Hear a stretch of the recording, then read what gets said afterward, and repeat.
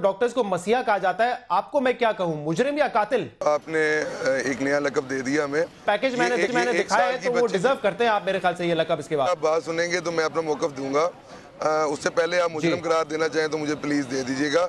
1 साल की बच्ची थी जो कि पीड्स इमरजेंसी में 50% बर्न के साथ थी। पूरी दुनिया के अंदर 50% बच्चे के साथ उसको बचाना उसको मुश्किल होता है, और हमारे सीनियर डॉक्टर्स हमारे मौजूद थे वहाँ पे, उसका इलाज कर रहे थे। और अगर आप हॉस्पिटल में होते और कोई इस बीमारी के साथ आता है तो आप ये कहते हैं कि आपका तो वैसे ही चांस बचने का 50% है तो आप यहाँ से चले जाएं, ये आप कहते हैं उनको अगर आप हॉस्पिटल में होते जो आप यहाँ पे बैठ के बात कर रहे हैं? ये हमारी मेडिकल प्रोफेशन का हिस्सा है कि हमने पेशेंट की काउंसलिंग करनी होती है और उसको प्रॉपर उसके बताना होता है कि उसका काउंसलिंग नहीं हुई होगा, जो भी आपको करना था सर वो नहीं हुआ, आप वहाँ पे नहीं थे, वो नहीं हुआ, बच्ची की जान चली गई वहाँ पर, किसी ने ट्रीट नहीं किया। बात ये नहीं है, बचाने वाला तो अल्लाह होता है, लेकिन कम से कम वहाँ पे होते तो ट्रीट तो किया जाता ना उसको।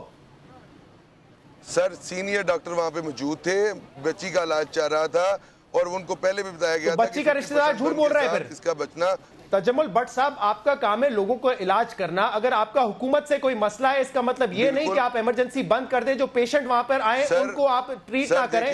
ये धरना नहीं है, ये एहतजाज नहीं है, ये आप हुकूमत को ब्लैकमेल कर रहे हैं। आप हुकूमत को ब्लैकमेल कर रहे हैं कि अगर हमारे मुतालबात नहीं पूरे किए तो लोग मरते रहेंगे लेकिन हम इलाज नहीं करेंगे। कोई हुकूमती नुमाइंदा हमारे पास नहीं आया, कोई बंदा हेल्थ डिपार्टमेंट की तरफ से हमारे पास तो आपने सोचा अगर कोई आपके ऑपरेशन, अगर आप आउटडोर बंद करते हैं, कोई आपकी सुनता नहीं है, तो फिर आपने सोचा कि चलो कुछ बाहर एहतजाज करते हैं, ऐसा एहतजाज करते हैं कि नुकसान हो, जानी नुकसान हो, तो फिर हमारी बात सुनी जाए। अब आपकी डिमांड्स क्या क्या है? मेरे ख्याल से जो खुद आपने डिमांड कर रही है ना, वो ये है कि हमें मेडिकल स्टडीज के साथ साथ इखलाकी तरबियत भी हमारी होनी चाहिए। हाय साहब के साथ मुज़ाकरात भी होते रहे, हाय साहब को हम यही कहते रहे कि आके हमारी बात सुन लें, हमें अपने पास बुला लें, लेकिन मेरा ख्याल है कि वो नाराज बैठे हुए हैं।